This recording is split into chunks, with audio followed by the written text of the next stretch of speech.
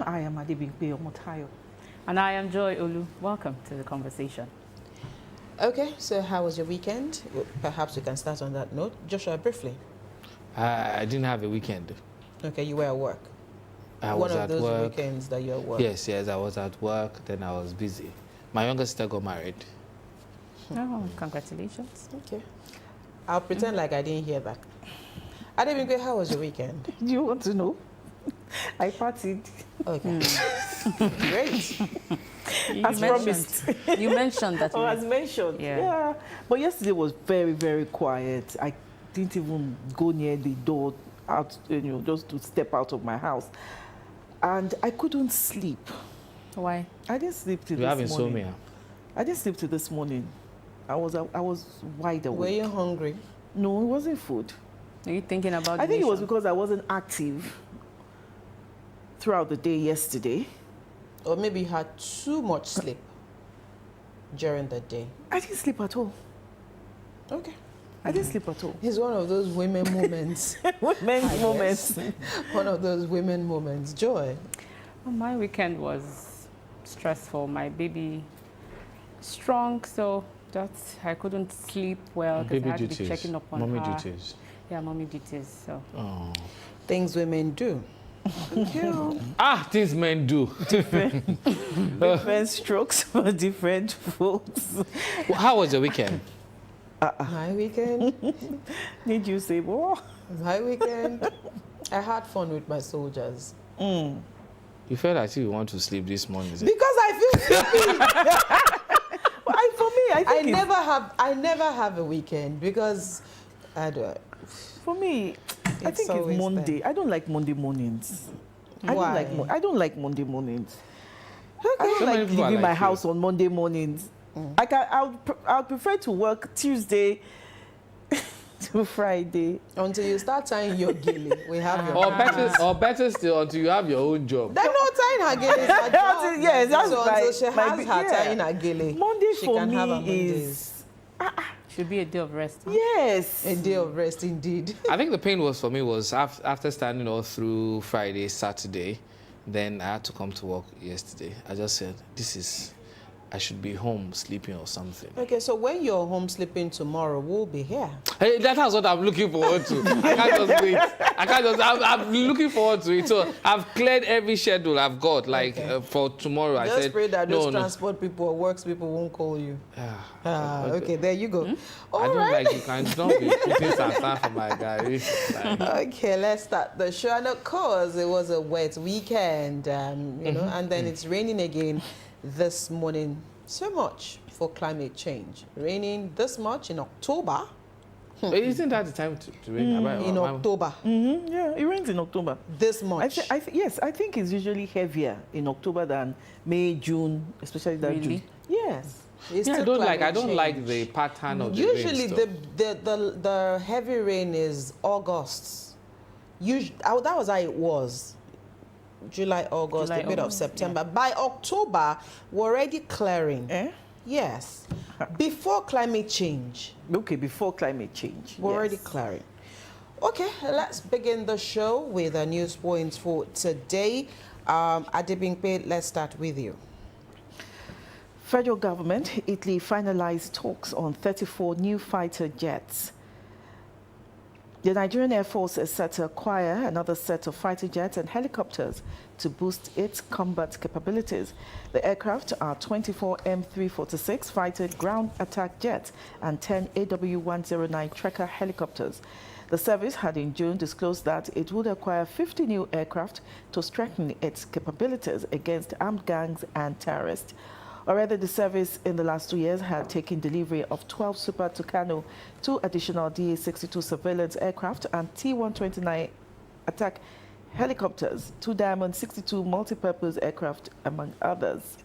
The Director of Public Relations and Information, Nigerian Air Force, Air Commodore Olushola Akinboyewa, said the Chief of Air Staff, Air Marshal Hassan Abubakar, along with officials from the Ministries of Defense and Finance, were in Italy to finalize the acquisition of the jets. Congratulations to Nigeria. Yes, more fighter jets, more weapons to fight. Boko Haram terrorists. Congratulations. Bandits. On the flip side, we shouldn't be bandits. expending that much, apart from perhaps we want to bolster our security or our military. That is what they are doing it. That's what they are using it for now, Josh. You're not getting me. The caveat for me was when you said congratulations, Yes. Nigeria.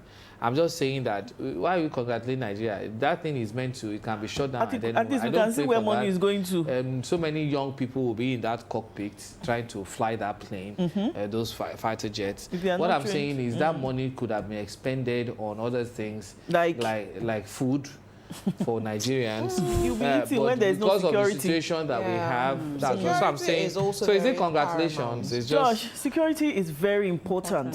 If you're not secure, there's no peace. Well, valid point. I think Joshua is just saying that is it a fit or is it something? It's not something to be. Yeah, it is something that rejoice, you know the circumstances warranted, but it is not something that you know. But anyhow, let's see how this will also boost our security and also ensure, because what pains me most is that we're acquiring. And it doesn't seem like, you know, yes, the security situation is better. Yes, it is. Changes are, you know, we're saying changes, but again, we'll look forward to a time where these things will no longer be very necessary. They will just be there to protect the integrity of Nigeria and not a necessity because of the security situation. We're looking forward to that as well. All right, Joshua, let's take your story. Okay, our next story is reverse petrol price hike pending court verdict, Serap tells President Tinubu. Now, the Socio-Economic Rights and Accountability Project, Serap, is demanding an immediate reversal of the latest petrol price increase. The organization urges President Bola Tinubu to direct the Nigerian National Petroleum Company Limited, NNPCL, to immediately reverse the second increase in petrol prices in 1 month, pending the hearing and determination of the suit before the Federal High Court, Abuja, challenging the legality of the powers of the NNPCL to increase petrol prices. The latest increase has seen NNPCL outlets in Lagos sell a litre of petrol for 998 from the initial price of 855 naira, while in Abuja it went to 1,030 naira from 897 naira, while the cost of the product goes for as much as 1,050 naira in other filling stations in Lagos State. It is an open letter dated 12th of October and signed by its Deputy Director, Kolawole Oluwadare. Serap said the latest increase in petrol price makes a mockery of the case pending before the Federal High Court and creates a risk that the course of justice will be seriously impeded or prejudiced in this case. Now, as a finance correspondent or an economic observer, not an expert, there are two sides to this coin.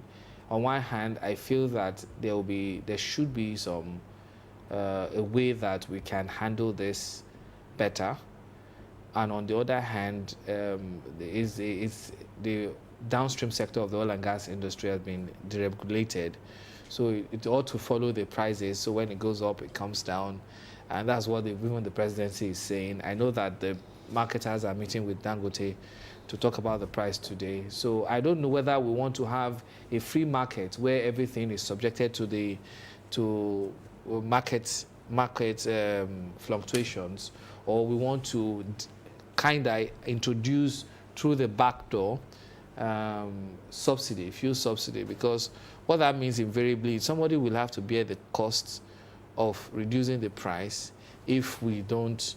I mean, that is what the NNPC at the moment is actually doing, because again, remember that after the president said subsidy was gone in 2023, various media organizations and even investigative journalists did say that subsidy was still being paid. And now NNPC is saying, you know what, I think for us to actually not continue to bear the brunt, let this thing could be a free market totally. And that is why NNPC said, if for the fact that we're going to be the sole off-taker, we're also going to be shoring up.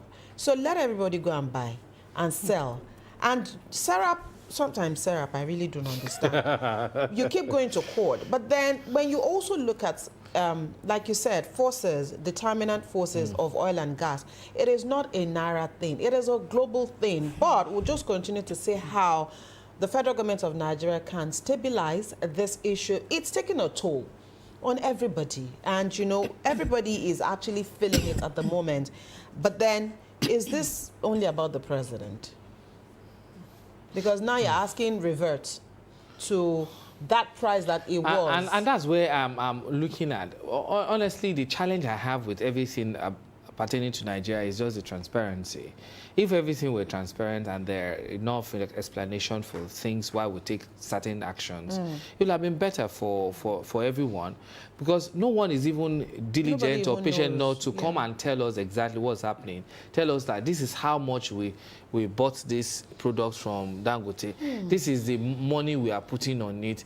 But everything is shrouded in secrecy. Okay. And I'm beginning to wonder, maybe when the president comes back from France. Is he in France or England? He's in France now. When he returns from France, maybe there will be a way out.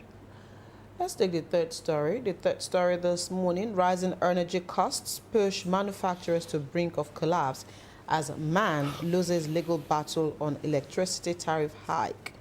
The manufacturing sector in Nigeria is facing existential threats, with the escalating cost of energy, amongst other binding constraints, driving up production and logistics costs, thus putting the sector on the brink of collapse. Manufacturers over time have raised the alarm over the damaging impact of the rising cost of energy, which has seen the pump price of petrol rise by about 430% and electricity tariff up by 212% for Band A customers over the past year. I'm just going to flip and go to: man had labeled the hike in power tariff as detrimental to economic growth and its quest for survival, instituted a legal action at the Federal High Court in Lagos against NERC. And the manufacturers sought for 4 reliefs. That due process stated in the Act for the review was not fulfilled before the discourse applied to NERC for the tariff review on 31st of July, amongst others. I'm just going to stop that story there. It's a long read, actually. But here is the facts that, of course, not only man, but Nigerians generally are, you know, on the brink. And as it stands, a whole lot of companies are on the verge of collapse. In fact, because of fuel and electricity tariff. This is the challenge I have. This has always been the same thing. So I don't know who uses PMS to do this thing. And I don't understand some companies. Some people do. And now I think, and then the major companies are the SMEs. Because they are small and cottage industries that do not even have the capacity to use diesel. And so this still relies solely on PMS. Because I just wonder sometimes when we have manufacturers, sorry, I don't have a company, so don't come for me. When they say, look, you guys have always used diesel, ab initio. Not all of them. And they put, some use electricity and increase. Every time they increase something, I've never seen anyone that run at a loss. They will always push the cost to the product that they say. And we have always bear the brunt. I like the fact that you said you're not a businessman. You don't know where the shoe pinches. I didn't say I'm not a business. I run a business. What you run voice over business? Yes, it's still a business. A business is a business. You don't use petrol. As a service industry, I use petrol. Sure. I move from one place to the other. Now, what I'm saying in essence is, look, whatever services or whatever they produce, or manufacturer produce, we bear the brunt of it. So it might just say. You'd also realize that the cost of the purchasing power of Nigerians is also reducing. Now that is where you're saying. And that is where you find people walking more rather than taking transportation. Is that not healthy? It might be healthy, but it's taking a toll. You've been to London before. Joshua, I beg. Joy, let's take your story. Leave London, please. Lagos State government begins compensation over new BRT shelters. The Lagos State Metropolitan Area Transport Authority has commenced compensation for residents affected by the 8.7-kilometer Quality Bus Corridor project. MATA on Thursday began compensating the residents affected by the project, which runs from Yaba Ojuelegba, Lawansin, and Sele, and links the Oshodi-Apapa Expressway. The QBC Package 1 project is part of the Lagos Strategic Transport Master Plan project and will feature the construction of 22 bus shelters along the corridor and bus terminals at Ojuelegba, Lawansin, and Sele. The project is one of the 3 QBC packages, with Package 2 running from Iju-Ishaga to Abulegba and Package 3 extending from Iyanoba to Igondo. The compensation to the affected persons, notably tenants and landlords, is the Lagos State government's commitment to minimizing the impact on the affected persons. Okay, let me stop it there. Thank you to the Lagos State government for the compensation to those who have been affected by the project. Well, there's no better way to, you know that your property has, part of your property has been taken, and you were not sure whether or not government would compensate you. And now that you know money would come your way, what better way than to say thank you to the government when you receive your funds? And they were presented probably with checks. Also put it into good use. How much is the compensation? It wasn't stated. Do you have a property? Okay. I know someone that was affected, and the person has been crying. Well, so the person will get, you know, that compensation. Those are the trending stories for today. Let's quickly head to the X platform to take a look at one of our many trending stories that today. Well, reports, well, this broke early this morning, and for those who've been following, it's been close to 20 hours that the Super Eagles of Nigeria have been stranded in Libya. They should actually be playing a return leg of the AFCON qualifiers tomorrow, that is Tuesday, in Libya. But yesterday, their chartered aircraft was diverted to the airport it was meant to land, to a smaller airport there in Libya, I think in Benghazi. And of course, according to reports, this particular airport is only used for Hajj operations, and nobody has attended to the Super Eagles players since they landed yesterday. No food to eat, no water to drink, no Wi-Fi connections, and they have been stranded. Of course, the latest statement from the NFF is that they will be making arrangements to return the boys to Nigeria and boycott that particular match. But a lot of industry players are saying, allow CAF to weigh in so that this would also not be interpreted as a walkover by Libya. I have two minds here, and I think the other one of my mind takes precedence. So let me start with the lesser of the evil thought I have in my mind, is for them to just bear the shame and the ignominy and go to the stadium, stay on the pitch, then go back. CAF would have known that they've registered their protest. But the good part of me, the bigger evil that I'm thinking is, they just fly from there, just do what they want to do.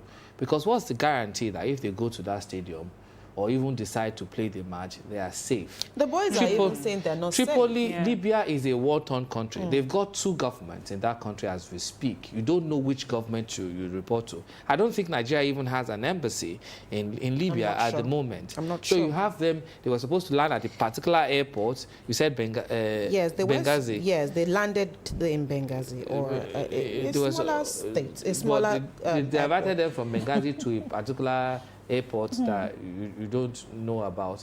Okay, let us find, we've got an hotel, let us go there. They say you can't leave the airport. No, it's not them, oh. They didn't even give them, they gave the pilot, the Turkish pilot. It was the one that they allowed that he could go to the to an hotel, and he was not even allowed to go in. So our boys have not even left the airport. That's what I'm saying. They've been there since 7 p.m. yesterday. Yes. Because I was listening to Ikpeba this morning, who is part of the entourage. And I'm saying, how do you treat people like that? If you fly, if you find long hours, you know what it means for you to fly. Apart from the fact that you have jet lag, these guys are playing football. They're going to have cramp. You can't play anything in that kind of situation. So I suggest that Libya is that's where we get all our light weapons from, in case you don't know. They should just come back because their lives are not safe. And these guys, they have families. Yeah, so please come back to Nigeria. We will lose 3 points. How many times have we not gone to AFCON? many times. Did we die? We didn't die. Did we go to the last World Cup? We didn't go. Yeah, but Are then- we doing well even in the qualifiers at the moment?